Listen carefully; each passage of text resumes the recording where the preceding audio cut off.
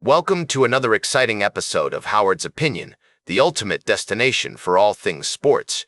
I'm your host, Howard, and I'm thrilled to have you join me today.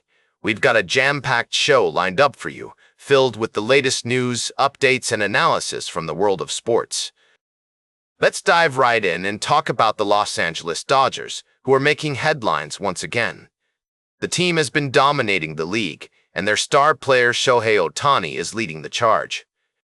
This phenomenal athlete has been breaking records left and right, including setting a new home run record at Dodger Stadium. But what's got everyone talking is the potential loophole that the Dodgers might exploit in the playoffs.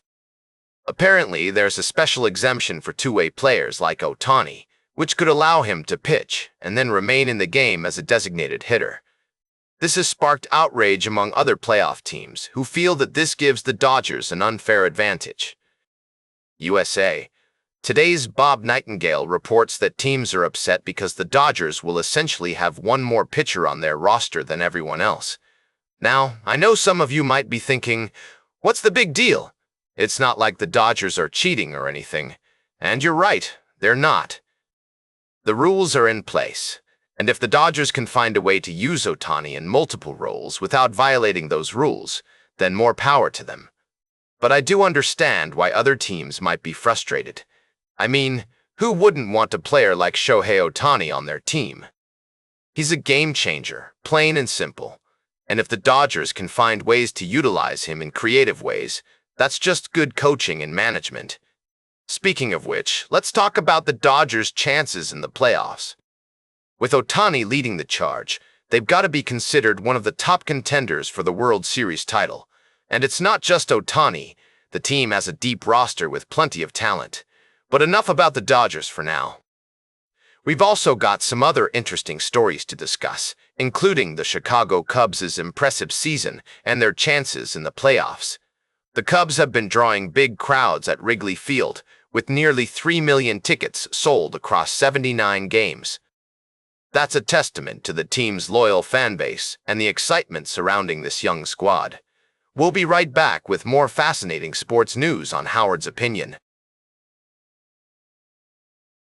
Speaking of paradigm shifts in the world of college athletics, welcome back to Howard's Opinion, folks. We've got a fascinating tale unfolding at Virginia Tech, where the Hokies are poised to take a monumental leap forward financially. I'm talking about a proposed $229 million injection into the athletic department budget over the next 4 years. That's right, a staggering amount that could catapult Virginia Tech into the top 3 teams in the ACC. Now, let's dive into the nitty-gritty of this story. The Virginia Tech Board of Visitors is set to vote on these financial adjustments on September 30th. And from what we've gathered, Athletic Director Whit Babcock has been championing this cause, emphasizing that if the Hokies don't make a drastic move, they risk falling behind for generations to come. I mean, think about it.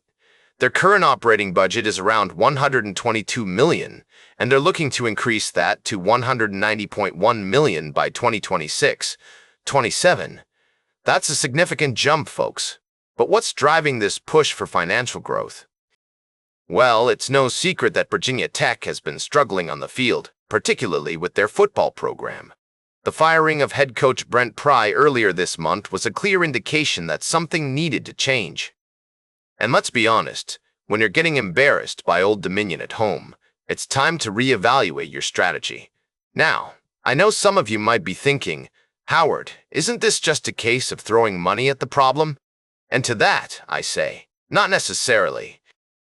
You see, Virginia Tech is looking to model an NFL approach with their football program, which means hiring a general manager and adopting a more professional mindset. It's about creating a sustainable infrastructure that can attract top talent and compete with the likes of Clemson and Florida State. Of course, there are still many questions surrounding this proposal, but one thing is clear. Virginia Tech is committed to making a statement in the world of college athletics. And if approved, this financial boost could be just the catalyst they need to turn things around. So, what does this mean for the future of college sports? Well, that's a topic for another time, folks. But rest assured, we'll be keeping a close eye on developments at Virginia Tech and exploring the broader implications of this trend. Stay tuned for our final story of the day, right here on Howard's Opinion.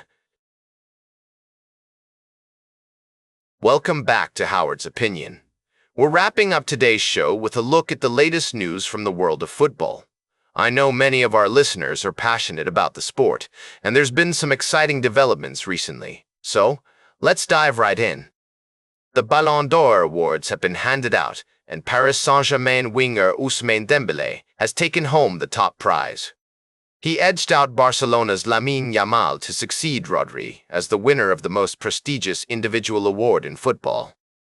Dembélé had an incredible season, scoring 35 goals in all competitions as PSG claimed a French league and cup double, as well as winning the Champions League. But that's not all. Spain's Aitana Bonmati has made history by claiming the women's Ballon d'Or for the third year in a row.